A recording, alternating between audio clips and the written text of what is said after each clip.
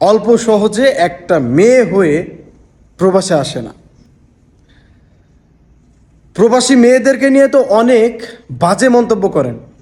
কখনো কি কোনো প্রবাসী মেয়ের জীবনের গল্পটা শুনে দেখেছেন?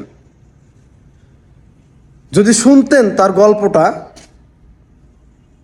তাহলে তার সম্পর্কে খারাপ ধারণা তো দূরের কথা, তার জন্য কান্না করতেন। অল্প কষ্টে একটা মেয়ে এই প্রবাসে আসে না, আর আসার পরেও আপনার মতো, আপনাদের মতো কিছু শিক্ষিত মানুষ সেই সব মেয়েদেরকে নিয়ে সমালোচনা করে, চরিত্র নিয়ে টানাটানি করে। আর এই চরিত্র যদি নষ্টই করার ছিল তাহলে দেশেই করতে পারতো, বিদেশে আসা লাগতো না। না জেনে না বুঝে কোনো মানুষের চরিত্র নিয়ে টানাটানি করা, এটা কিন্তু কোনো মানুষের রাইট হতে পারে না।